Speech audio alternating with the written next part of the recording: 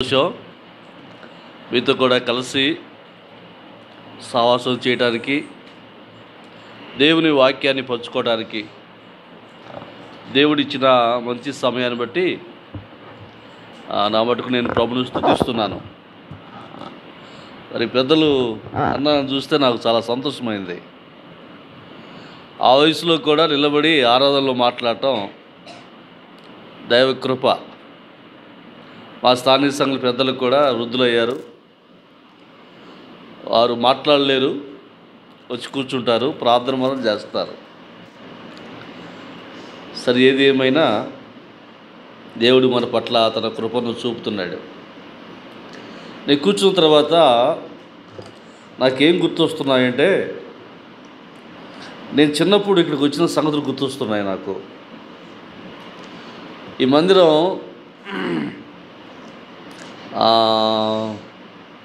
పూరి కొట్టమంటాను నేను దాన్ని. ఈ మందిరంలో పాటలు పాడాను, నేను నిలబడి కంజర కొడుతూ పాటలు పాడాను. ఆ దినాలు గుర్తొస్తున్నాయి. పాత తరమంతా గుర్తొస్తూ ఉన్నారు, పాత తరమంతా గుర్తొస్తున్నారు. కొంతమంది నాకు కనబట్టలేదు, కొంత దుఃఖం వచ్చింది. ఒక పెద్ద ఉండేవాడు కదా, ఆయన కనబడలేదు. ఇట్లా కొంతమంది ప్రభు దగ్గరికి వెళ్ళిపోయారు. మనం నిలిచి ఉన్నాం. సాల్మన్ చిన్న ఆయన కూడా,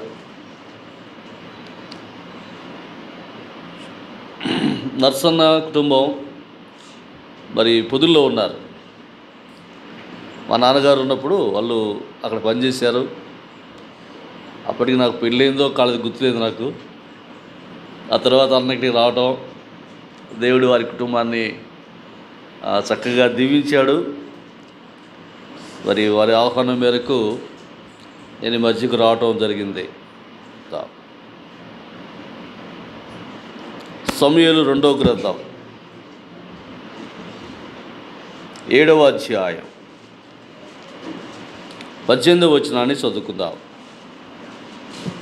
సమూయేలు 2వ గ్రంథం 7వ అధ్యాయం 18వ వచనం.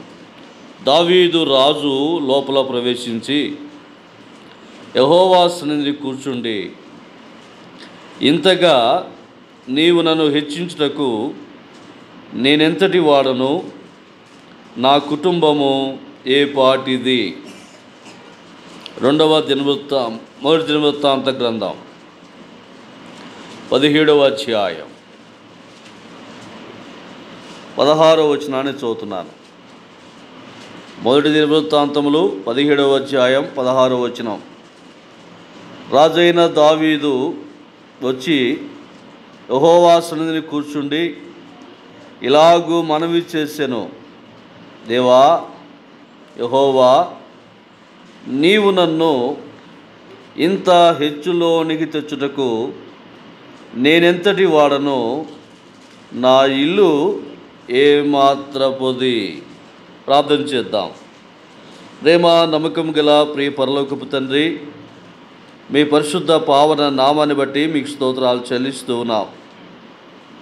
ఈ ప్రభు దినములో నీ బిడ్డలతో కలిసి మిమ్మల్ని ఆరాధించడానికి మీరు చూపిన కృపను బట్టి మీకు స్తోత్రాలు చెల్లిస్తున్నాం. అదే సమయంలో ప్రభువా, నీ వాక్యాన్ని పంచుకోవడానికి మీరు ఇచ్చిన అవకాశాన్ని బట్టి ప్రభువా మీకు స్తోత్రాలు. నిలబడిన మీ దాసుడు వట్టివాడు, నీ మాటలు పడటం అశక్తుడు నాయన. నీ కృపలో జ్ఞాపకం చేసుకోండి. అవసరమైన సందేశాన్ని ప్రభువా మీరు మాతో మాట్లాడమని ప్రార్థన చేస్తున్నాం. మెట్టు ప్రభువా, చదవబడిన లేఖన భాగాన్ని మీ చేతుల్లో పెడుతున్నాం. మీ కృపలో జ్ఞాపకం చేసుకోండి. మాకందరికీ అర్థం రీతిలో మీరే బోధించి మీరే మహిమ పొందమని రక్షకుడు యేసుక్రీస్తు నామములో స్తుతులు చెల్లించి దీనులమై ప్రార్థన చేస్తూ ఉన్నాము తండ్రి, ఆమేన్. క్రీస్తునందు ప్రియమైన క్లుప్తంగా మీకు అర్థమయ్యే రీతిలో దేవుడిచ్చిన తలంపులను బట్టి కొన్ని మాటలు మీకు జ్ఞాపకం చేస్తాను. మంచిది. దావీదు యొక్క ప్రార్థన మనం చూస్తూ ఉన్నాం. దావీదు ప్రార్థన. ఏమని ప్రార్థన చేస్తున్నాడు దావీదు? 2 వచనాలు మనం చదువుకున్నాం. ఇంతగా నీవు నన్ను హెచ్చులోనికి తెచ్చుటకు నేను ఎంతటి వాడను, నా కుటుంబము ఏ పాటిది. దావీదు యొక్క స్థితి మారిపోయింది. ఎక్కడో గొర్రెల దొడ్లో ఉన్న దావీదును దేవుడు సింహాసనం మీద కూర్చొని పెట్టాడు. కూర్చున్న దావీదు వెనక్కు చూస్తున్నాడు, వెనక్కు చూసుకుంటున్నాడు. తన జీవితంలో సంగతులు జ్ఞాపకం చేసుకుంటున్నాడు. దేవుడు తన పట్ల చూపిన కృపను జ్ఞాపకం చేసుకుంటున్నాడు. అందుకే ఈ ప్రార్థన చేస్తూ ఉన్నాడు. ఇంతగా నీవు నన్ను హెచ్చులోనికి తెచ్చుటకు నేనెంతటి వాడను, నా కుటుంబము ఏ పాటిది. సమూయేలు గ్రంథంలో రాశాడు, ద్వితీయోపదేశకాండంలో రాశాడు. ఆ 2 సార్లు అవే మాటలు పదే పదే కనబడుతూ ఉన్నాయి. ప్రశ్న వేసుకున్నాడు, నేనెంతటి వాడను, నా కుటుంబము ఏ పాటిది. కేవలము అల్పుడను, నీ కృపను బట్టే ఇదంతా నాకు నీవు దయచేసావు అన్నట్లుగా ఆలోచన కలిగిన వాడిగా కనబడుతున్నాడు. ప్రభు పాదాల దగ్గర కూర్చున్నాడు. ప్రభు పాదాల దగ్గర కూర్చొని ఈ మాట పలుకుతున్న వాడిగా కనబడుతున్నాడు. నేనంటాను, దావీదుకు ప్రభు పాదాలంటే చాలా ఇష్టం, చాలా ఇష్టం, చాలా ఇష్టం. ప్రభు పాదాల దగ్గర కూర్చొని గడపడం ఆ దావీదుకు చాలా ఇష్టంగా కనబడుతూ ఉంది. దేవుని దగ్గర కూర్చొని ప్రార్థిస్తున్న వాడిగా కనబడుతున్నాడు. ఇదే అధ్యాయంలో చూడండి, సమూయేలు 1వ అధ్యాయం 24 చూడండి, 24:14 చూడండి, 24:14. ఇశ్రాయేలు రాజు ఎవరిని పట్టుకొన బయలుదేరి వచ్చి ఉన్నాడు, ఏ పాటి వాణిని తరుముచున్నాడు. చచ్చిన కుక్కను గదా, మిన్నల్ని గదా. ఎవరు పలుకుతున్న మాట ఇది? ఎవరు పలుకుతున్న మాట? దావీదు పలుకుతున్న మాట. సౌలు వెంటాడుతూ ఉంటే, సౌలు తరుముతూ ఉంటే దావీదు చెప్తా ఏమంటున్నాడు? ఏ పాటి వాణిని తరుముచున్నాడు.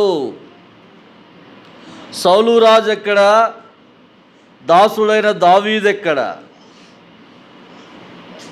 నన్ను తరుముతూ ఉన్నాడు. దేవుని కృపను బట్టి కాపాడబడుతూ ఉన్నాను. అక్కడ కూడా ప్రశ్న కనబడతాం చూడండి అన్నమాట.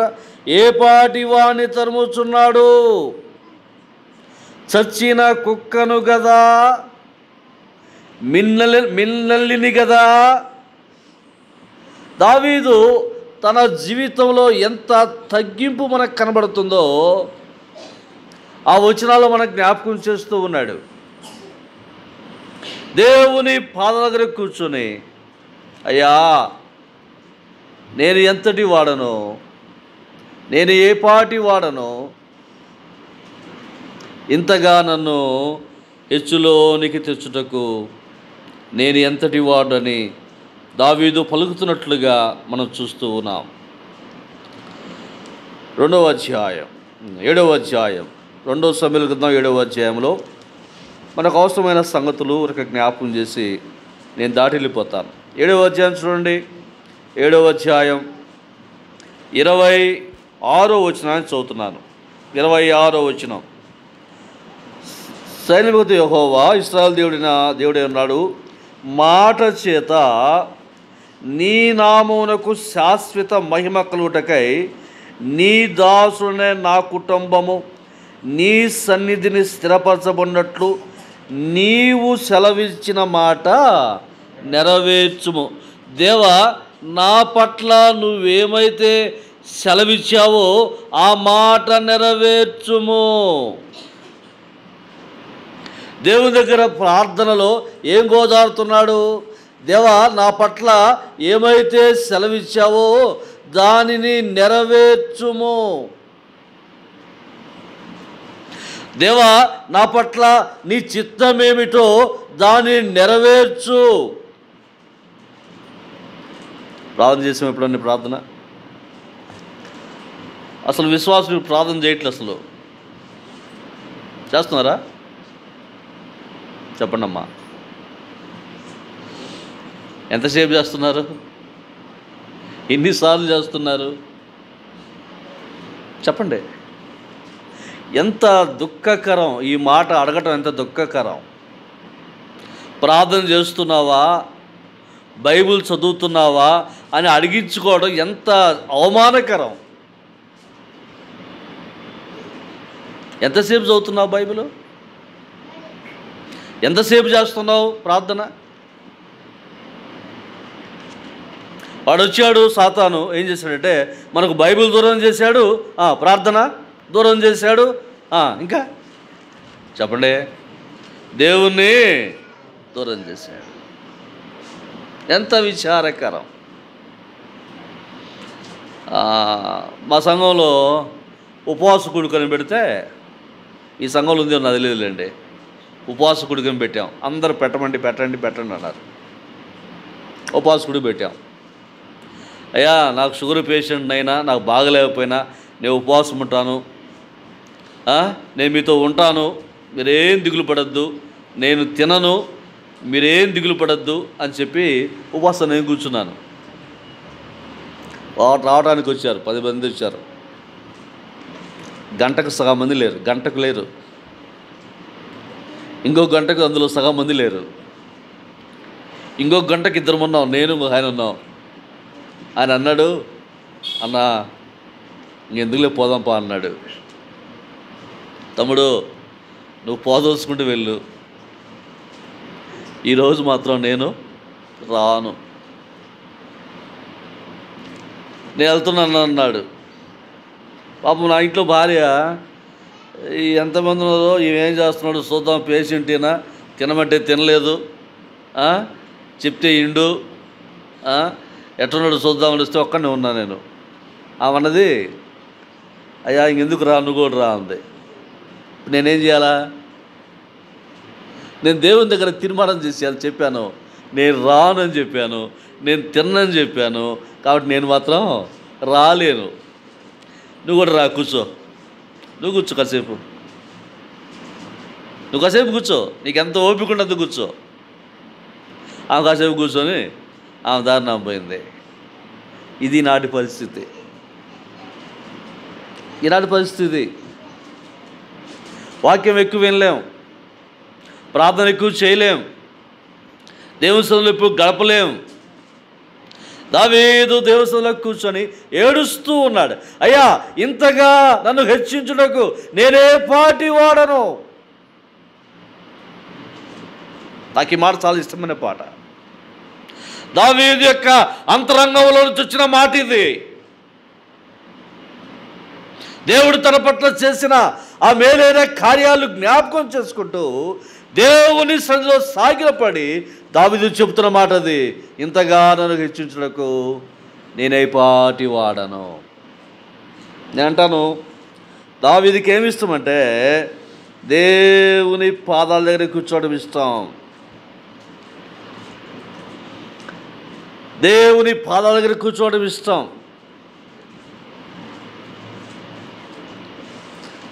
చిన్న సందర్భాన్ని మీకు నేను జ్ఞాపకం చేస్తాను. లూకా సువార్తకు రండి, 10వ అధ్యాయం 30వ వచనాన్ని చూద్దాం. 10:39. ఆమెకు మరి అనే ఒక సహోదరి ఉండెను. ఈమె యేసు పాదముల యొద్ద కూర్చుండి యేసు పాదముల యొద్ద కూర్చుండి ఆయన బోధ వినుచుండెను. నేను మీకు అంతా చెప్పను, మీకు తెలుసు కాబట్టి చెప్పాల్సిన అవసరం లేదు, అంతా చెప్పాల్సిన అవసరం లేదు. మరి ఏమిస్తాం చెప్పండి, ఏమిస్తాం? యేసు పాదాలంటే ఆమెకి ఇష్టం, యేసు దగ్గర బోధ అంటే ఆమెకి ఇష్టం. మార్తేమో అనేక పనులు పెట్టుకుంది, కానీ మరియా యేసు పాదాల కూర్చొని ఆయన మాటలు వింటుంది. మరియమ్మ దగ్గరికి వెళ్ళమ్మా, నీకేమి ఇష్టం అంటే, నాకు యేసయ్య ఇష్టం, యేసయ్య పాదాలంటే నాకు ఇష్టం, యేసయ్య పాదాలే కూర్చుంటాను. ఎంతసేపు కూర్చుంటావు? ఎంతసేపు అయినా కూర్చుంటాను. ఆయన మాటలు వింటూ ఉంటాను. ఎంతసేపు వింటావు? ఎంతసేపు అయినా వింటాను. యేసు పాదాల దగ్గర కూర్చొని ఆయన మాటలు వింటున్నా మరేగా మనం చూస్తూ ఉన్నాం. లూకా సువార్త 7వ అధ్యాయం 7వ అధ్యాయంలో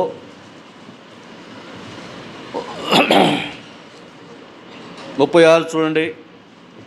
7వ అధ్యాయం 36. పరిసయ్యులలో ఒకడు తనతో కూడా భోజనం చేయవలనని ఆయనను అడిగాను.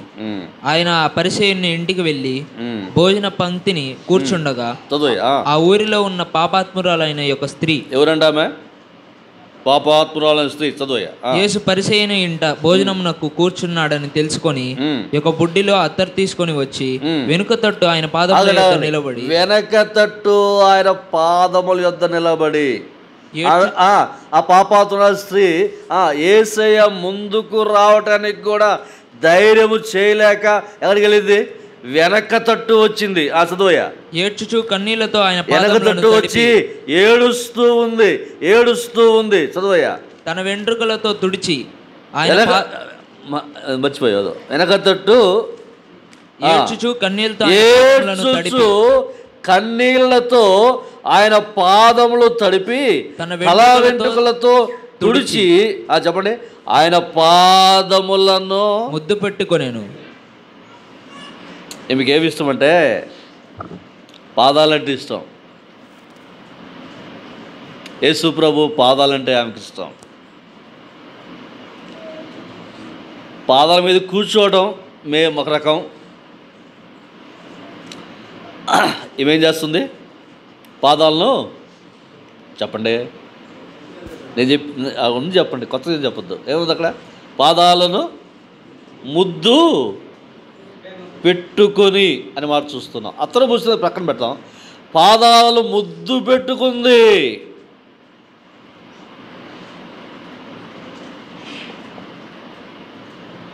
నలభై 44. ఆ స్త్రీ వైపు తిరిగి సీమోన్తో ఇట్లా, నేను ఈ స్త్రీ చూచున్నావే, నేను నీ ఇంటిలోనికి రాగా నీవు నా పాదములకు నీళ్ళు ఇవ్వలేదు గాని ఈమె తన కన్నీళ్లతో నా పాదములను తడిపి తన వెంట్రుకలతో తుడిచెను. నీవు నన్ను ముద్దు పెట్టుకోలేదు గాని నేను లోపలికి వచ్చినప్పటి నుండి ఈమె నా పాదములో ముద్దు పెట్టుకునుట మానలేదు. ఆగండి, ఈ సందర్భాన్ని జాగ్రత్తగా అర్థం చేసుకుందాం మనం. ప్రభు వచ్చాడు. ప్రభు వచ్చినప్పుడు ఒక పాపాత్మురాలు స్త్రీ వచ్చింది. వచ్చి ఆమె ఏం చేసిందో పైన వచనాలు చదివాం. కానీ ప్రభు ఏం చెబుతున్నాడు గమనించట్లయితే, నేను వచ్చాను, నీవు నా పాదాలు నీళ్ళు లేదు కానీ ఆమె తన కన్నీళ్లతో నా పాదములను తడిపి తల వెంట్రుకలతో తుడిచెను. స్త్రీలకు తలకు వెంట్రుకలు ఉంటాయి. ప్రభు అక్కడ నిలబడి ఉన్నాడు. తల వెంట్రుకలతో పాదాలు తుడవాలి అంటే ఏం చేయాలి చెప్పండి? అది చెప్తే నేను చెప్పాల్సిన పని మీకు. ఏం చేయాలి చెప్పండి?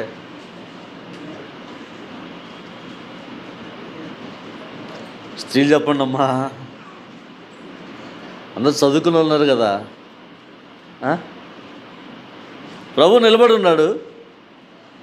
ఆమె ఎంట్రుకలతో పాదాలు తుడవాలంటే ఏం చేయాలి అమ్మా?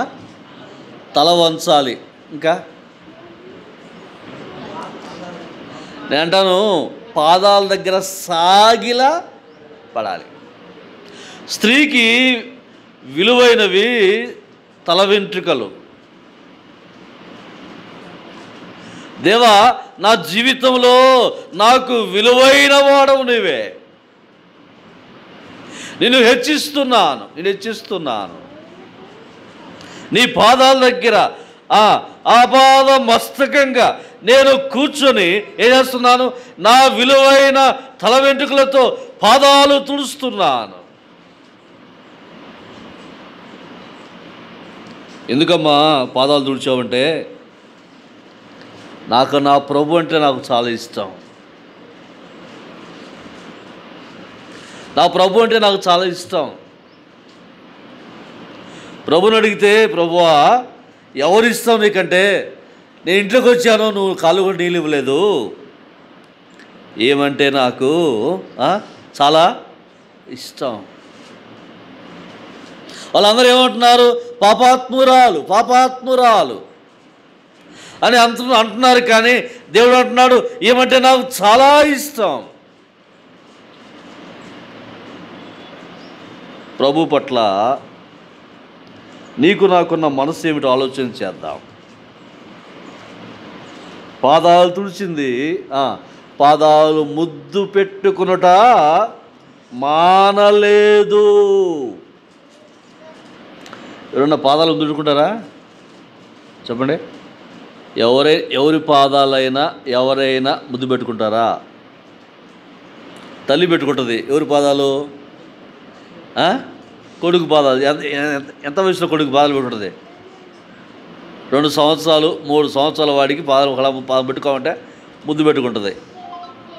ఒక 20 సంవత్సరాలు వచ్చి నా పాదాలు పెట్టుకుంటుందా? పెట్టుకోదు. చిన్న పిల్లవాడైతే మనం ఆ పిల్లవాడి పాదాలు ముద్దు పెట్టుకుంటాం.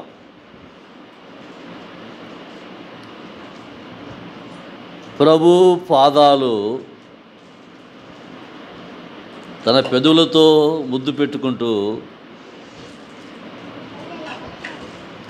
తన కురులతో ప్రభు యొక్క పాదాలు తుడుస్తూ ఆమె కన్నీరు కారుస్తూ ఉంది. దేవా, నేను పాపాత్మురాలను ప్రభువా, నీ సన్నిధికి రాతగని దానను, నీ పాదాలు పట్టుకోతగని దానను, నీ పాదాలు తాకే కృప నాకు ఇచ్చావు. ఏడుస్తూ ఉంది.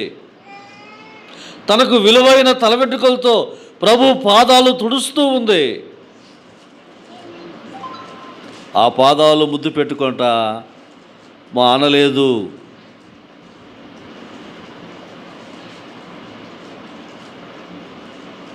నలభై 47 ఆమె విస్తారముగా ప్రేమించను గనుక ఆమె యొక్క విస్తార పాపము క్షమించబడినని నీతో చెప్పుచున్నాను.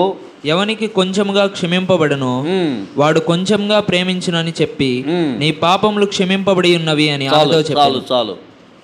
చివరి ఏమంటే ఆమె విస్తారముగా ప్రేమించెను.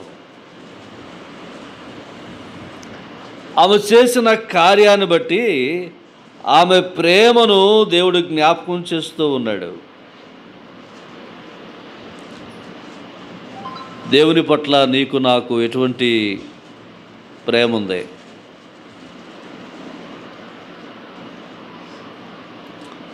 దేవుని పట్ల మనకు ప్రేమ ఉంటే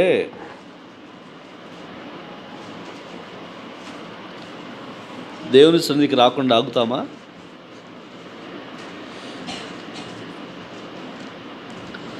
అనుకున్నాను మా సంఘంలోనే కొంత లేటుకు వస్తారేమనుకున్నా. మీ సంఘంలో ఉన్నారు అటువంటి వాళ్ళు. మా సంఘంలోనే ఇట్లా అనుకున్నాను నేను. కొంతమంది మాకు బ్యాచ్ ఉన్నారు, 100 చెప్పు, ఇన్నిసార్లు చెప్పు, ఇన్ని ప్రార్థనలు చేయి, వాళ్ళు మాత్రం మారరు. చదువుకున్న వాళ్ళకంటే చదువు రాని మోటి వాళ్ళు చాలా శ్రేష్ఠులు అంటాను నేను. వాళ్ళు 9:30కే వస్తారు ప్రార్థనకు. విద్యావంతులు 10:30 నుంచి 11, ఆ తర్వాత ఆరాధన అయిపోతే ఎవరైనా ప్రార్థన చేస్తే, మా సంఘంలో వాక్యంతో నేను ప్రార్థన చేయను. ఏం తెలుసా? ఎప్పుడైనా చేశానా? ఒకే మొక్క చేస్తా, ఆమెనంట, అంతే. నిలబడి ఉంటారు. దేనికి వస్తున్నాం ప్రార్థనకు? మనం ఏ మనసుతో వస్తున్నాం? ఏం పొందుకోవాలని దేని దగ్గరికి వస్తున్నాం? అలవాటుకు వస్తున్నావా? దేవుని ప్రేమ నీకు అర్థం కాలేదా? దావీదు అసలు దేవునికి ఏమి ఇచ్చాడు తెలుసా? మనుగుల బంగారం ఇచ్చాడంట. మనం ఏమిస్తున్నాం చెప్పండి? ఏమిస్తున్నావు? ఎలా ఇస్తున్నావు? మీరు ఏమని కాకపోతే ఒక మాట చెప్తాను నేను. నాకు 1000 రూపాయలు జీతం అనుకోండి, గవర్నమెంట్ జాబ్. దశమ భాగం ఎంత ఇవ్వాలి చెప్పండి? మీరు చెప్పాలి. ఎంత ఇవ్వాలి? 100 రూపాయలు ఇవ్వాలి కదా. అది పాత నిబంధన, 100 రూపాయలు. ఒరిజినల్ కొలంటే ఏం చేయాలి? కొంచెం, ఒకవేళ 100 కాకపోతే ఎంత ఇవ్వాలి? 150 వేసుకోండి, అంతకంటే వద్దులే. నా జీతం 10,000 అయింది, ఎంత ఇవ్వాలి అమ్మా? మీరు కూడా చెప్పండి. 1500. 1,00,000 రూపాయలు అయింది అనుకోండి నా జీతం, ఇప్పుడు ఎంత ఇవ్వాలి నేను? చెప్పండి అమ్మా. 15,000 ఇవ్వాలి కదా, అంతే కదా, అంతే కదా. మా సంఘంలో ఇట్లాగే చెప్తా ఉన్నాను నేను. చెప్తా ఉంటే మా వాళ్ళు కొంతమంది ఇస్తున్నారు, కొంతమంది ఉన్నారు పాపం దాంట్లో కూడా దాచిపెట్టుకునే వాళ్ళు. నేను చెప్పాను, దేవునికి ఇవ్వండి. దేవుని వాక్యం చెప్తుంది, దేవునికి ఇచ్చి ఎవరు కూడా నష్టపోయిన వాళ్ళు లేరు. ఒకవేళ దేవునికి ఇచ్చి మీరు నష్టపోతే నా దగ్గర రండి అని చెప్పాను నేను. దేవునికి ఇచ్చి నష్టపోతే నా దగ్గరికి రండి అని చెప్పాను. ఏమన్నా ఏం చేస్తావు? నీ నష్టాన్ని నేను పూడుస్తా, నా సొంత డబ్బులతో పూడుస్తా, మందిర డబ్బులతో కాదు. ఇవ్వండి దేవునికి. దేవునికి ఇచ్చి దేవుని శోధించండి, దేవునికి పరీక్ష పెట్టండి.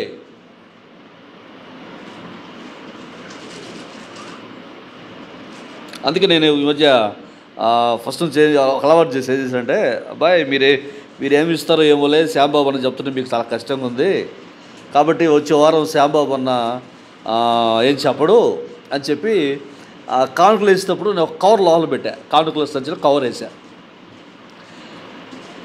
దేవుడు తెలుసు నేను ఇచ్చేది కాదన్ను, కానీ నేను ఇచ్చేది కూడా ఎవరు తెలియాలి? మా సంఘస్థులు తెలియాలి.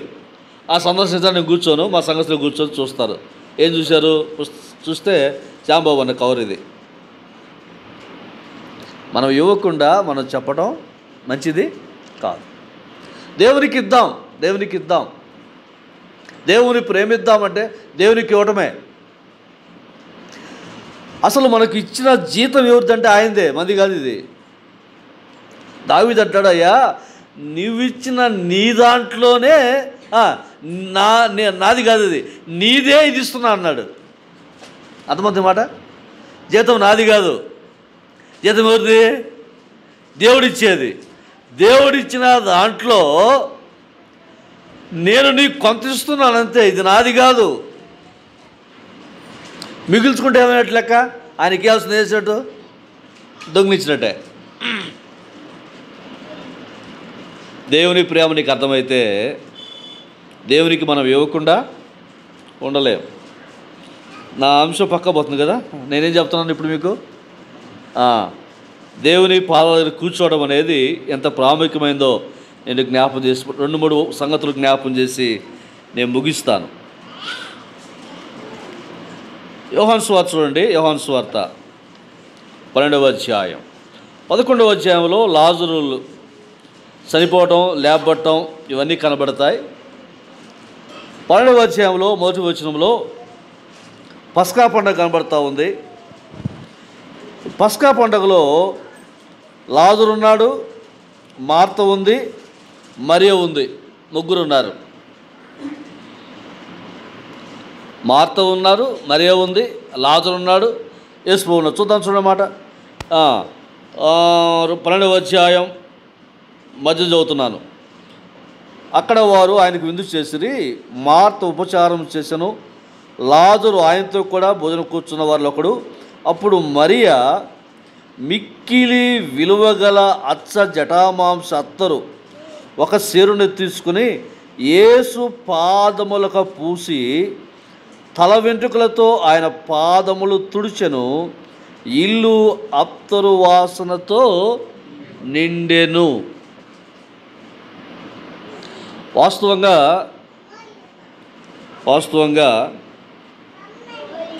లాజరు ఈ పని చేయాలి వాస్తవంగా. ఎందుకంటే లాజరు మేలు పొందుకున్నాడు. చనిపోయిన వాడు సమాధి చేసి తిరిగి లేపబడ్డాడు. లేపబడేవాడు మేలు పొందుకున్నాడు కనుక ప్రభువుకు విందు చేస్తున్నారు వాస్తవమే. కానీ ఆ విందు కంటే మరి యొక్క ఆలోచన ఏమిటంటే,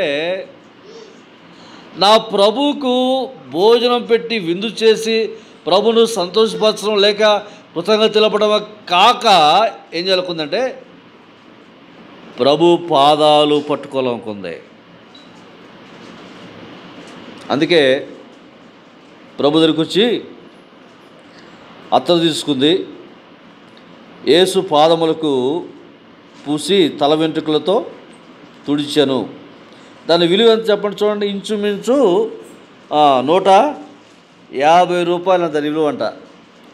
అంటే 2000 సంవత్సరాల కాలంలో క్రితం 150 రూపాయలు విలువైందంటే ఇప్పుడు ఎంత ఉంటుంది చెప్పండి? ఎంత ఉంటుంది?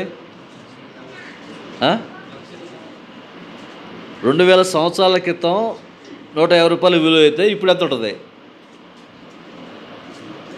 ప్రభు అంతే కదా. ప్రభు పుట్టినప్పుడు ప్రారంభమైంది 30 సంవత్సరాలు 33 సంవత్సరాలు ఆ వయసులో ప్రభుకు ఆమె ఆ కార్యం చేసింది. ఇప్పటికి 2000 సంవత్సరాలు 20 సంవత్సరాలు దాదాపు 2000 సంవత్సరాల క్రితం ఎంత ఉంటుంది దాని విలువ? 150 రూపాయలు రాశాడు ఇక్కడ. ఇప్పుడు ఎంత ఉంటుంది? లెక్క మనం కట్టలేము.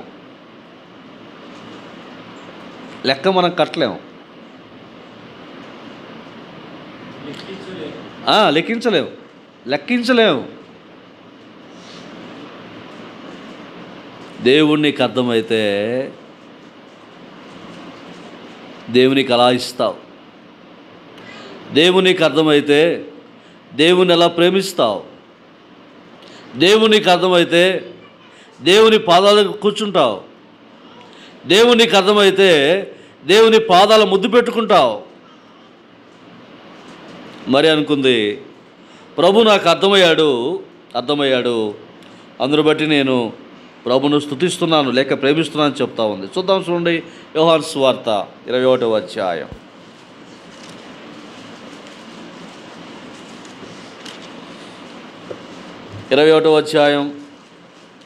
15వ వచనం. వారు భోజనం చేసిన తర్వాత యేసు సీమోను పేతురును చూచి, యోహాను కుమారుడైన సీమోను, వీరికంటే నీవు నన్ను ఎక్కువగా ప్రేమించున్నావా అని అడుగగా. చాలు సందర్భం మనకు తెలుసు. 3 సార్లు అడిగాడు. ఏమడిగాడంటే, సీమోను వీరికంటే నీవు నన్ను ఎక్కువగా ప్రేమిస్తున్నావా?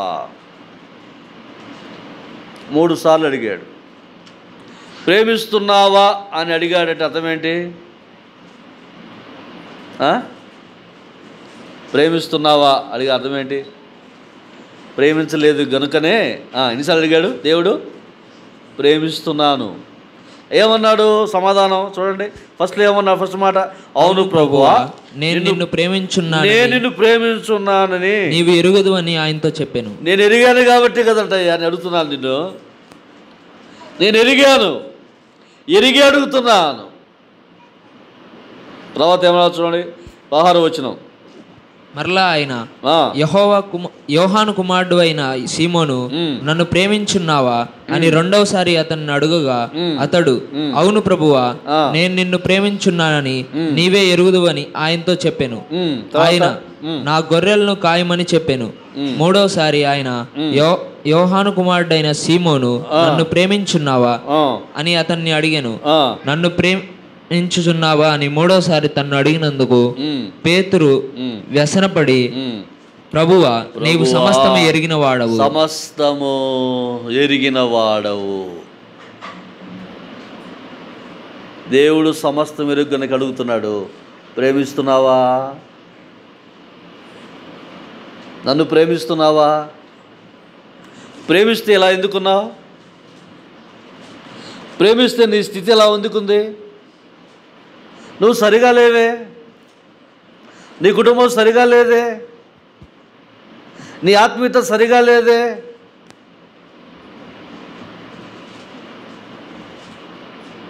ఆయన సమస్తము ఎరిగినవాడు. మనం పై రూపాన్ని చూస్తాం, ఆయన అంతరంగాన్ని పరిశోధించే దేవుడు. ప్రభు అన్నాడు, ప్రేమిస్తున్నావా? ప్రియమైన సహోదరి సహోదరులారా, ఈ రాత్రి ప్రభుడుతున్నాడేమో, ఈ మధ్యాహ్నం వేళ ప్రభుడుతున్నాడేమో, నువ్వు నన్ను ప్రేమిస్తున్నావా? ప్రేమిస్తే దేవుని సందుకు ఎందుకు రావు మనం? బుధవారం ఎంతమంది వస్తారు? బుధవారం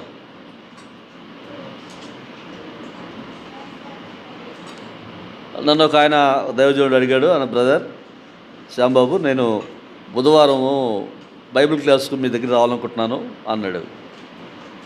నాకు గుండెల్లో రైలు పెరిగిస్తాయి. ఎందుకు? మా శ్యాంబాబు అన్న సంఘం పెద్ద సంఘం కాబట్టి అందరూ వస్తారు అనుకుంటాడు. నేను అన్నాను, అంకుల్ బుధవారం వద్దు, ఆదివారం రండి అన్నాను. లేదు నాయన, బుధవారం వస్తాను నేనన్నా. ఇంటింటికి వెళ్ళి, అయ్యా దైవజనుడు వస్తా అన్నాడు, రండి, ప్రార్థనకి రండి. పాప రోజు వచ్చారు.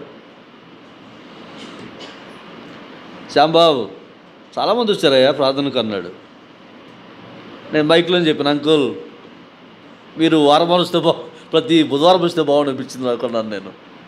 ఏమయ్యా అన్నాడు. నేను ఇంటికి వెళ్ళి అతన్ని బతిలాడుకొని, అమ్మా రండి అని చెప్పాను. ఎంతమంది వస్తారు మీ మందిరానికి అన్నాడు.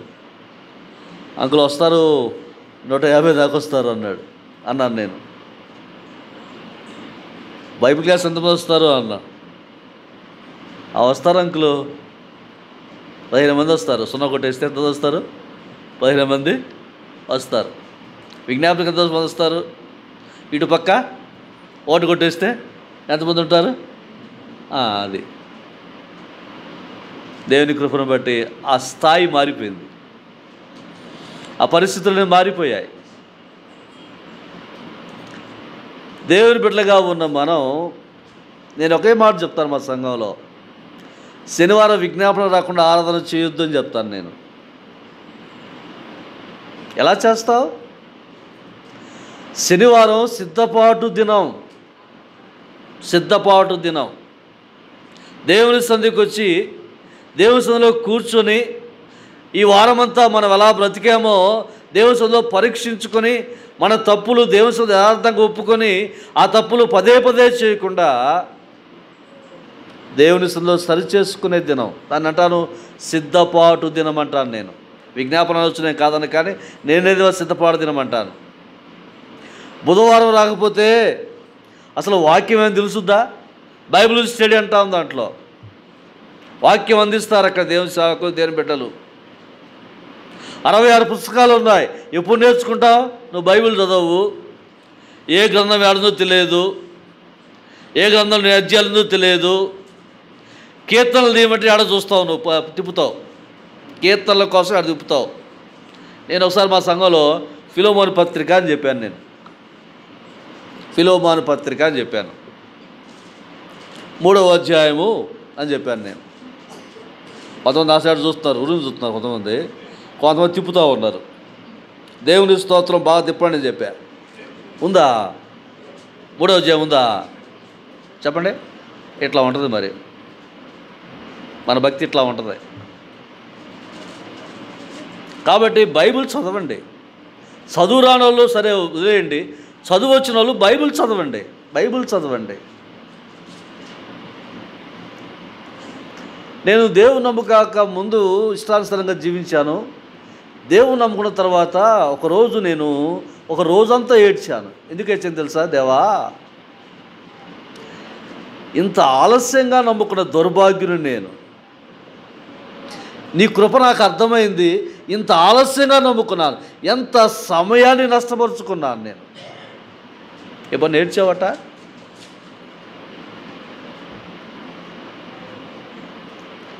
దేవుని పిల్లలంగా ఉన్న మనం ఎంత జాగ్రత్తగా ఉండాలి, ఎంత భయం భక్తితో ఉండాలి, దేవుని ఎంత ప్రేమించాలి.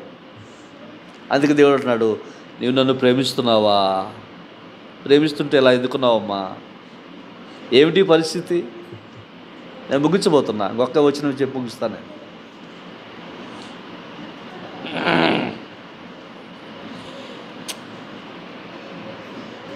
లూకా సువార్త 8వ అధ్యాయం 41వ వచనం. నేనేం చెప్తాను చూడండి, టైము చాలా అవుతుంది. 8వ అధ్యాయం 41. అంతటా ఇదిగో, సమాజ మందిరపు అధికారి అయిన యాయిరు అను ఒకడు వచ్చి యేసు పాదముల మీద పడి. చాలండి. ఎవరైనా సమాజపు మందిరపు అధికారి యేసు పాదముల మీద పడి,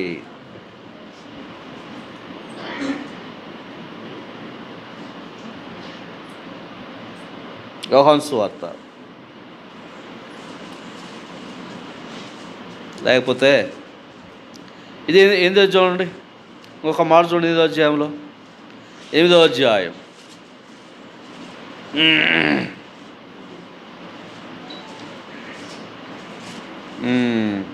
34 చూద్దాం చూడండి. మేపుచున్న వారు జరిగిన దాన్ని చూచి పారిపోయి ఆ పట్టణంలోని గ్రామంలోను ఆ సంగతి తెలియజేసిరి. జనులు జరిగిన దాన్ని చూడవెళ్ళి యేసునొద్దకు వచ్చి, దయ్యంలో వదిలిపోయిన మనుషుడు బట్టలు కట్టుకొని స్వస్థచిత్తుడై యేసు పాదముల యొద్ద కూర్చుండుట చూచి భయపడిరి. చాలు. ఇక్కడ ఒకడు సేనా పట్టిన దయ్యం పట్టిన వాడు స్వస్థచిత్తుడయ్యాడు ప్రభు దగ్గరికి వచ్చి. వాడి పరిస్థితి గమనిస్తే వాడు సమాధుల్లో ఉండేవాడు. వాడిని గొలుసులతో కాళ్ళతో కట్టి బంధించారు. ఒకవేళ బంధించినా కూడా తుత్తులు చేస్తాడు. చాలా దెయ్యాలు వాళ్ళు ఉన్నట్లుగా మనం చూస్తాం. దేవుని కృపను బట్టి దేవుడు వాడిని స్వస్థపరుస్తాడు. స్వస్థపరిచిన తర్వాత వాడు వస్త్రాలు కట్టుకొని ఎక్కడున్నా అంటే ప్రభు పాదాల దగ్గర కూర్చున్నాడు. అందరూ ఆశ్చర్యపోతారు, ఈడేంది వీడు, అసలు వీడిని చూస్తేనే మనకు భయం. ఎక్కడుండేవాడు వీడు? సమాధుల తోట. వాడి చేతి కాళ్ళకి ఏముంటాయి? సంఖ్యలు బంధించబడతాయి.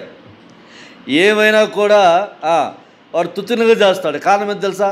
వాళ్ళు చాలా దెయ్యాలు ఉన్నాయి, శానా దెయ్యం వాళ్ళలో ఉంది. దేవుడు అని బాగు చేశాడు.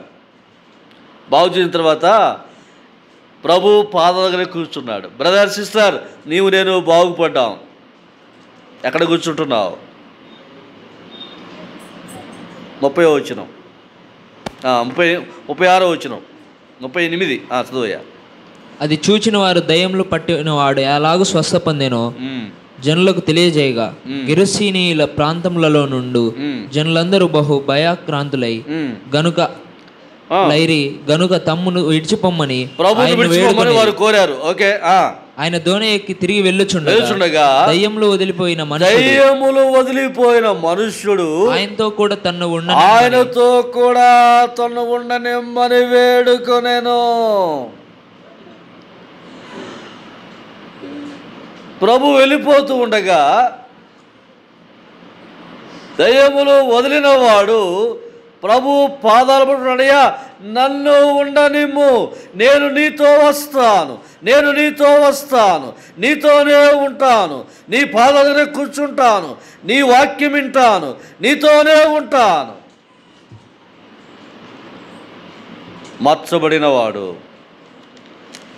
మార్చబడినవాడు ప్రభు పాదాలు పట్టుకొని, అయ్యా నీతో నన్ను ఉండనేమో, నిన్ను విడిచిపెట్టి ఉండలేనయ్యా, నువ్వు నాకు దూరంగా ఉంటే బతకలేను నేను, అయ్యా నీతో నన్ను ఉండనేమో. ఎంత మంచి మాట ఈ మాట. యోహాను సువార్త చివరిగా 13వ అధ్యాయం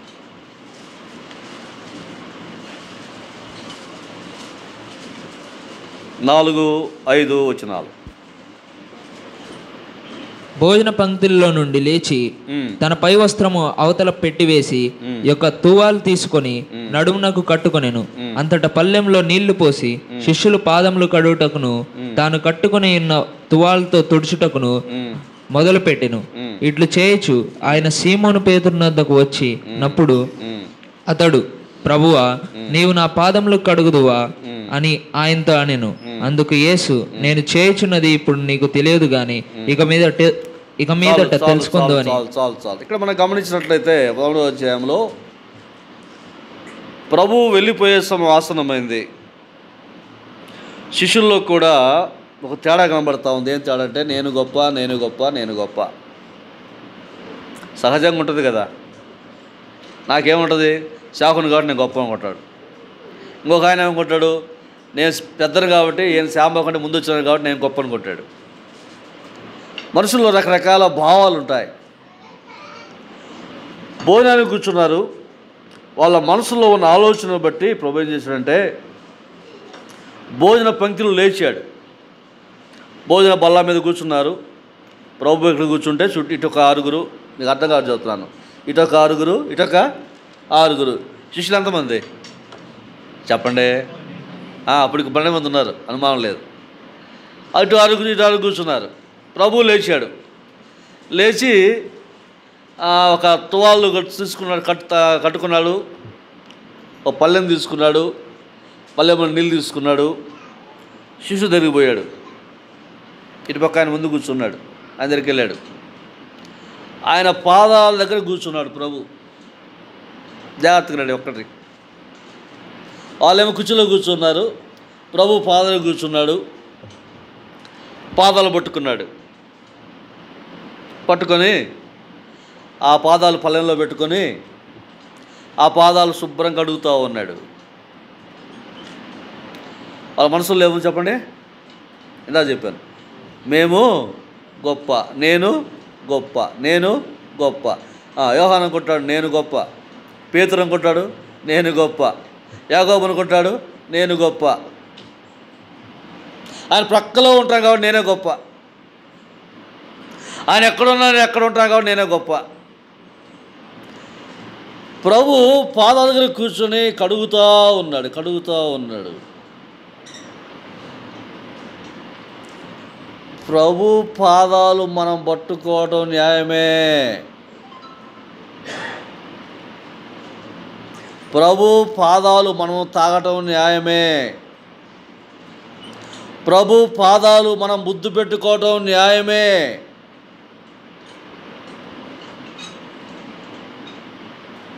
కానీ ఇప్పుడు శిష్యుల పాదాల దగ్గర ప్రభు వంగినవాడుగా కనబడుతున్నాడు. నేను చెప్తానంటే ప్రభు పాదాలు ఇలా కడుగుతూ ఉంటే శిష్యుల కళ్ళమన్నీళ్ళు కారిపోతూ ఉన్నాయి. ప్రభువా, మేము గొప్ప అని ఆలోచన చేస్తూ ఉన్నాం. మా పాదాల దగ్గర నువ్వు వంగిపోయావయ్యా, మా పాదాలు పట్టుకున్నావయ్యా, మా పాదాలు కడుగుతున్నావయ్యా. వాళ్ళు మాటలు రావట్లేదు, ఏడుస్తూ ఉన్నారు. అక్కడి నుంచి సాగి పేతురు దగ్గరికి వచ్చాడు. పేతురు అన్నాడు, పేతురు ప్రభు తన మాట చూద్దాం చూడండి. నీవెన్నడును నా పాదములు కడగరాదని ఆయనతో అనెను. అందుకు యేసు, నేను నిన్ను కడగనిడలా నాతో నీకు పాలు లే. పేతురు, నేను కడకపోతే నా దగ్గరికి రాలేవు నాయన, ఇవన్నీ పెట్టుకొని నా సంధికి రాలేవు, నాతో సహవాసం చేయలేవు. వాళ్ళకేం అర్థమైందంటే, దేవా మేము కాదు గొప్ప, నువ్వే గొప్ప దేవుడవు.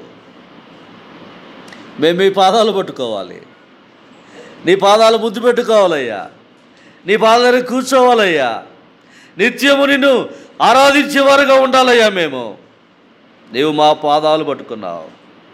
ప్రభు అన్నాడు, పాదాలు కాదు నాయన, మీకోసం నా ప్రాణమైనా పెట్టడానికి సిద్ధంగా ఉన్నాను. ఒక మాట చదివి ప్రార్థన చేద్దాం. 16వ వచనం, 14వ వచనం. కాబట్టి ప్రభువును బోధకుడైన నేను మీ పాదములు కడిగిన పాదాలు కడిగినలా మీరును ఒకరి పాదములు ఒకరు కడగవలసినదే. నేను చేసిన ప్రకారము మీరును చేయవలనని మీకు మాదిరిగా ఇలాగూ చేసి తిని. ఏం చెప్పాడు చెప్పండి, చెప్పండి. నాకు అర్థమైపోయింది, మీకు కలిసిపోయారు, నాకు అర్థమైపోయింది. ముగిస్తున్నాను నేను. ఏం చెప్పన్నాడు? మీరు కూడా చెప్పండి, ఒకరి పాదంలో ఒకరు కడగవలసిందే. ఇప్పుడు ఏం చేద్దాం? కొంతమంది చేస్తారు కదా, ఒక పల్లె నీళ్ళు తీసుకొని వచ్చి చెప్పండి పాదాలు కడుగుతారు. దాని భావం ఏంటంటే, లోపల ఇంత పెట్టుకొని పాదాలు కడిగే సుఖమే ఉంది, అక్షరార్థంగా చేయమని కాదు దాని భావం. దాని భావం అది కాదు. దేవుడు ఎలా మీకు మాదిరి చూపాడో, దేవుడు ఎలా మిమ్మల్ని ప్రేమించాడో, ఆ రీతిగా మీరు ఇతరుల పట్ల ఆ ప్రేమను చూపాలి, ఆ ప్రేమను చూపాలి. ఈ సంగతి అర్థమైంది శిష్యులకు. ఒకరినొకరు ముఖాలు చూసుకున్నారు. నువ్వు కాదురా గొప్ప, నేను కాదురా గొప్ప, గొప్పవాడు ఆయన ఉన్నాడు.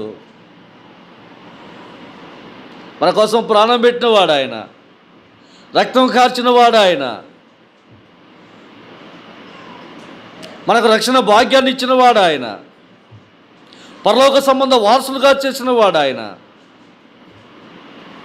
మనం ఈ లోకంలో ఉన్నంత కాలం నువ్వు గొప్ప, నేను గొప్ప, నేను గొప్పని ఆలోచిస్తున్నాం. గొప్పవాడు ఆయన. ఆయన మన కోసం ప్రాణం పెట్టాడు, మనం ఆయన కోసం ప్రాణం పెడదాం. నా మాట అర్థం చేసుకోండి. మన కోసం ఆయన ప్రాణం పెట్టాడు, మనం ఆయన కోసం ప్రాణం పెడదాం. శిష్యులందరూ హతసాక్షులయ్యారు. తల్లి, అమ్మ, వారి జీవితాలు త్యాగం చేశారు, ఇల్లు వదిలిపెట్టారు, కుటుంబాలు వదిలిపెట్టారు, ఆస్తులు వదిలిపెట్టారు, అన్నీ వదిలిపెట్టారు. ప్రభు కోసం సేవ చేశారు, ప్రాణాలు త్యాగం చేశారు. ప్రేమిస్తున్నావా దేవుణ్ణి? ఏది నీ త్యాగం? చిన్నప్పుడు ఒక పాట గుర్తుంది. ఏం పాట అంటే, ఏది నీ త్యాగము? ఏం త్యాగం చేస్తున్నావు? ఏం మిగులుతున్నావు దేవుని కోసం? ఆలోచన చేద్దాం. చిన్న మాట చెప్పి ముగిస్తాను నేను. ఒకసారి దేవునికి నేను పరీక్ష పెట్టుకున్నా. దేవునితో పరీక్ష చెప్పకూడదు కానీ చెప్తున్నా. అట్లా ఓ పరీక్ష పెట్టుకున్నాను నేను దేవునితో.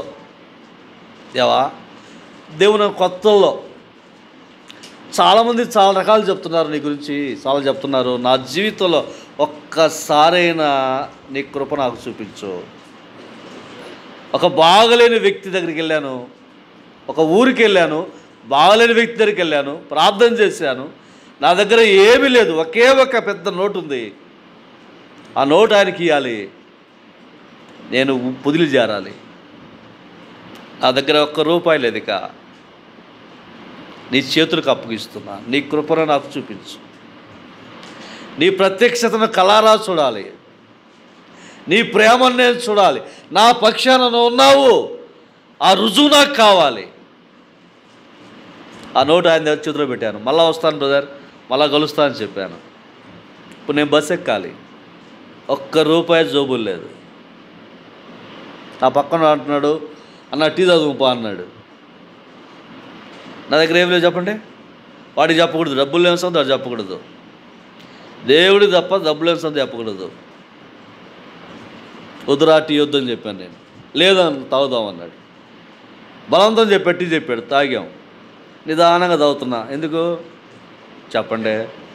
మీరు చేస్తుంటారు కదా, మీరు కూడా డబ్బులు లేవు కాబట్టి ముందు తాగితే డబ్బులు వేయాల్సి వస్తుంది కాబట్టి నిదానం తాగుతున్నా. వాడు ముందే కట్టేశాడు పాపం. దేవానికి స్తోత్రం అనుకున్నా. గుండెల్లో రైలు పెరుగుతుంది. బస్సు వస్తుంది. బస్సు వస్తుంది. డబ్బులు లేవు జోబులో. బస్సు ఎక్కితే వాడు ఏమంటాడో, కండక్టర్ ఏమంటాడో, అవమానపరుస్తాడేమో, దించుతాడేమో, చెడతాడేమో. నా దేవుడు అన్యాయస్తుడు కాదు. మధ్యలో దించితే నడిచిన వెళ్తాను. నేను ఎవరిని కూడా, నాకు డబ్బులు లేవు, ఛార్జీకి డబ్బులు లేవు, ఇవ్వమని ఎవరిని అడగను, అడగకూడదు కూడా, అడగను. బస్సు ఎక్కాను. భయం ఉంది లోపల, అయినా కూడా ప్రభు వైపు చూస్తూ బస్సు మెట్లు ఎక్కాను. 3 మెట్లు పైకి ఎక్కాను అంతే. 3 మెట్లే. దేవుడు అంతకంటే పరీక్షను తెలుసుకోలేదు. దేవుడు పరీక్ష ఇష్టపడలేదు దేవుడు నన్ను. 3 మెట్లు ఎక్కిన వెంటనే బస్సులో ఉన్న వ్యక్తి, శ్యాంబాబన్నా పొదిలికేనా అన్నాడు. పొదిలికేనయ్యా అన్న.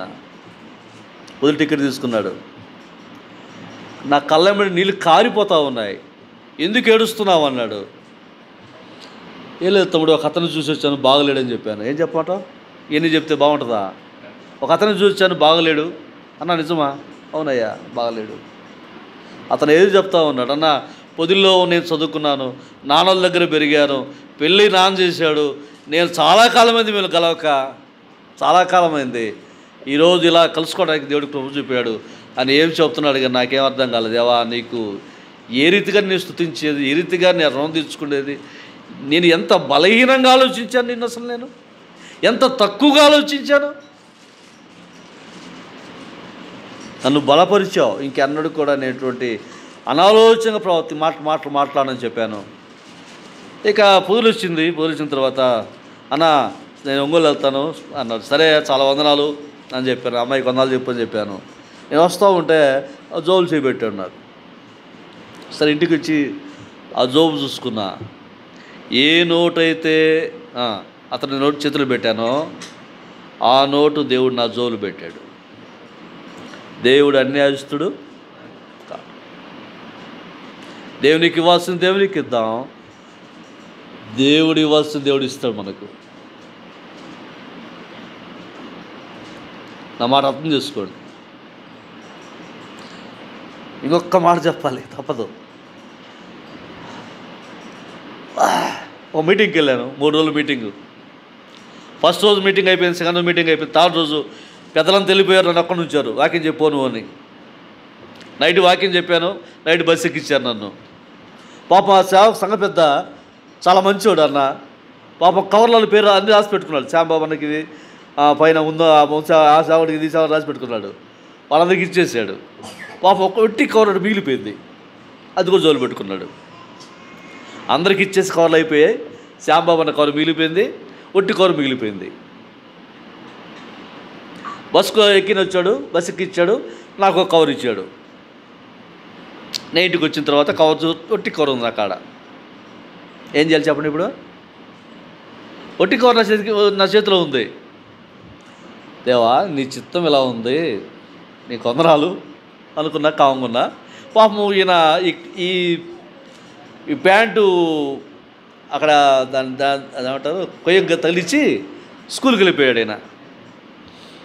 పాపం ఉతకల భార్య ఉతకల 3 రోజులు 4 రోజుల తర్వాత ఉతికింది. బడి తీసింది. తీస్తే ఏముంది? కవర్ ఉంది. ఆమె అడిగింది, ఏ శ్యాంబాబు నాకు ఈ కవర్ లేదా అంది. ఇచ్చాను ఈ కవరు. ఈ కవర్ ఎందుకుంది? అప్పుడు ఏం గుర్తొచ్చిందా చెప్పండి? ఏం గుర్తొచ్చింది? శ్యాంబాబు నాకు ఒట్టి కవర్ ఖాళీగా ఉంది, ఆ కవర్ ఇచ్చాను. జరిగిన సంగతి ఇది. తర్వాత ఫోన్ చేశానా, మీ కవర్ వచ్చిందా అన్నాడు. వచ్చిందన్నా అన్న. అందులో ఉన్నాయా అన్నాడు. ఏమున్నాయంటే డబ్బులు ఉన్నాయా? ఉన్నాయి అన్నా. ఇదేంది ఇది? శ్యాంబాబు అన్నకి ఇచ్చిన కవర్ ఒట్టి కవరు, డబ్బులు ఇవి ఉన్నాయి. ఆయన కవర్ ఒట్టి కవర్ ఇచ్చాను. ఆయన ఏమంటున్నాడు? ఉన్నాయంటున్నాడు. మళ్ళీ ఫోన్ చేశాడు. అన్నా నిజం చెప్పన్నా అన్నాడు. ఉన్నాయి, డబ్బులు ఉన్నాయా అన్న. డబ్బులు ఎలా వచ్చాను? ఇంటికి వచ్చా కదా అన్నా. నేను ఇచ్చిన కవర్లో ఉన్నాయా లేవో చెప్పన్నా అన్నాడు. ఏం తమ్ముడు దాంతో పని అన్నా అంటే, అన్నా నీ కవర్ ఇక్కడ ఉందన్నా, అక్కడే ఉంచు అన్నా. అన్నా ఇది నీదన్నా. కాదు దేవుంది, మందిరంలో అని చెప్పా. అన్నా మీ అకౌంట్ నెంబర్ ఏంటి, పంపిస్తాను అన్నాడు. తమ్ముడు నాకు చేరవలసిన కవర్ నాకు చేరింది, అది అక్కడనే ఉంచండి, పరిచయం కోసం వాడండి, అక్కడ నాకు వచ్చిన కవర్ నాకు వచ్చింది అన్నాను. అనగలమా?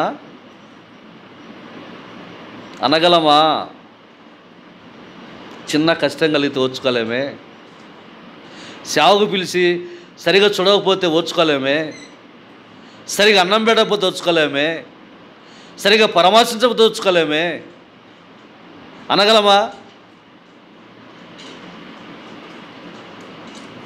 2 రోజుల తర్వాత ఒక ఆదివారం బస్సు ఎక్కువ పొదులుకు వచ్చాడు.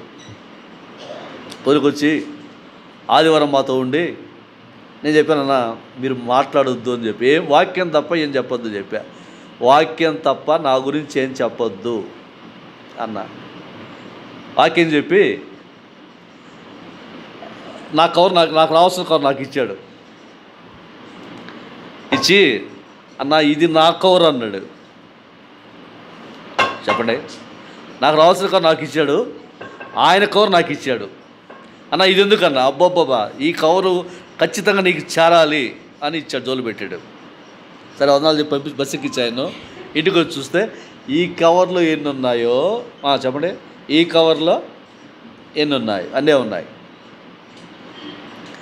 వాళ్ళ మీటింగ్లు చదివితే ప్రతి మీటింగ్లో ఈ శ్యాంబాబు అని ఉంటాడు, అక్కడ ఉంటాడు. ఫస్ట్ టైం వెళ్ళాను వాళ్ళ మీటింగ్ నేను ఆ సభలకు. చాలా కాలం ఆ సభల్లో నేను లేకుండా నన్ను పిలవకుండా మీటింగ్ పెట్టాడు ఆయన. ఆ రోజు కానీ నేను ఫోన్ చేశానా, ఏం కవర్ ఇచ్చారన్నా, నాకు డబ్బులు ఇవ్వలు కవర్ ఇచ్చారేందన్నా అన్నాను అనుకోండి. చెప్పండి ఏమొస్తుంది నాకు? చెప్పండి, నా కవర్ నాకు వచ్చుద్ది అంతేనా? ఆ కవర్ వచ్చుద్దా?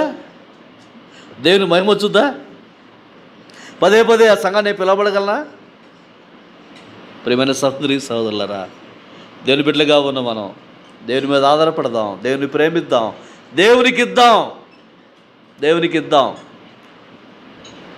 దావీదు అందుకే అన్నాడయ్యా, ఇంతగా హెచ్చించావు, అంతగా నేను హెచ్చించబడాలంటే, ఇహమందును పరమందును ఆ హెచ్చింపులోకి రావాలి అంటే మన పరిస్థితులు మారాలి, మన జీవితం మారాలి, ప్రభుని ప్రేమించే వరకు ఉంటాం అనేది నేర్చుకోవాలి. అటువంటి కృప చేయని మనందరికీ దేవుడు అనుగ్రహించునుగాక. ఆలస్యమైతే దయతో మన్నించాలని కూడా మనవి చేస్తూ ముగిస్తున్నాను. మీ పేరే?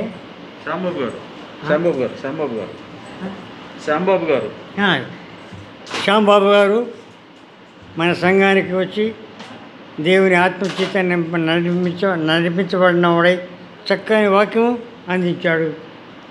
అందుకు నేను ఇంకా సుదీర్ఘంగా ఆయన గురించి చెప్పాలంటే మీరు కూర్చోలేరు, వెళ్ళిపోతారు.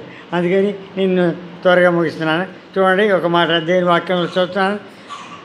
తెస్సలోనికీ పత్రిక మొదటి పత్రిక 5వ అధ్యాయంలో ఒక మాట ఉంది. ఎంతో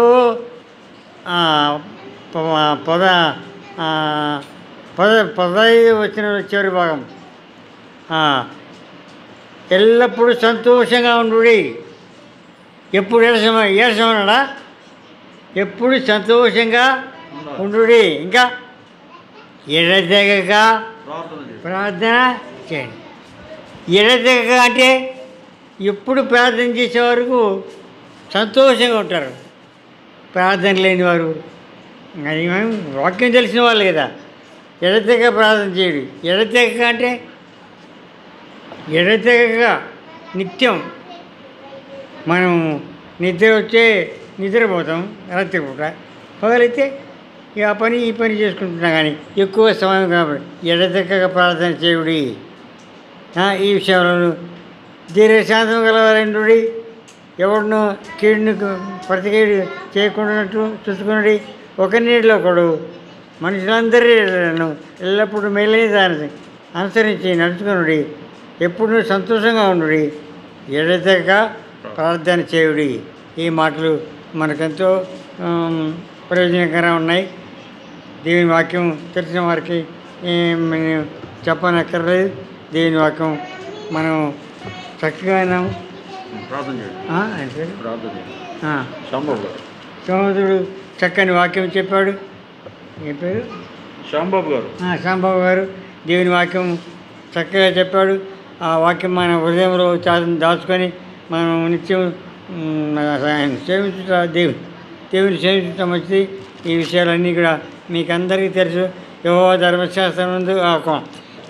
ధర్మశాస్త్రమునందు ఆనందించేవారు ధన్యులు. యెహోవా ధర్మశాస్త్రమునందు ఆనందించేవారు ధన్యులు ఒకటి. రెండవది, ఎడతెగక ప్రార్థన చేయుడి. ఈ వాక్యం అంతా మీ అందరికీ తెలుసు. ఎడతెగక ప్రార్థన చేయుడి, యెహోవా ధర్మశాస్త్రమునందు ఆనందించుడి. ఈ మాటలు ఈ కీర్తన గ్రంథంలో ఉంది. మరి తర్వాత తెస్సలోనికీ పత్రిక 5వ అధ్యాయం 15వ వచనంలో ఆ మాట ఉన్నది. ఈ రెండు వచనాలు మనకు ఎంతో ప్రయోజనకరం ఉన్నాయని నమ్ముతున్నాను.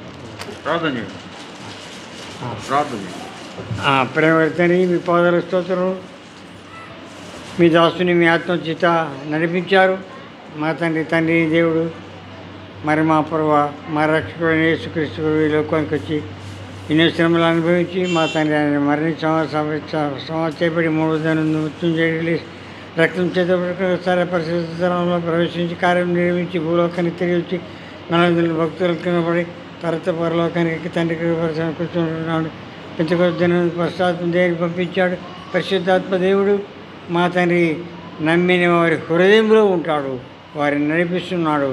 ఆ పరిశుద్ధాత్మ దేవుని ద్వారా నడిపించబడి వీళ్ళందరినీ దీవించి ఈ కృపలో వదిలి చేయమని సంఘముల పెద్దలు, పరిచారకులు, ఉపదేశకులు, స్వార్థకులు అందరినీ దీవించి మా తండ్రి మేము మయంపరిచి బిడ్డలుగా చేయమని, మీరే మహిమ ఘనత పొందమని సిస్టర్స్ను దీవించని మా తండ్రి మేము నేనే మీ చేత ఎరగబడిన వారై ఉన్నట్టు కృప చూపుకొని ప్రార్థిస్తున్నాం. నమ్మిన వారందరికీ సమస్త మేలుతో నింపి నడిపించమని ప్రార్థిస్తున్నాం. మా తండ్రి మా దినములు మా ప్రభా ఈ యొక్క సంవత్సరాలు గడిచిపోతున్నాయి, దినాలు గడిచిపోతున్నాయి. మా తండ్రి మమ్మల్ని కాపాడేంత వరకు మీ సేవలో ఉంచేందుకు స్తోత్రాలు చేస్తున్నాం.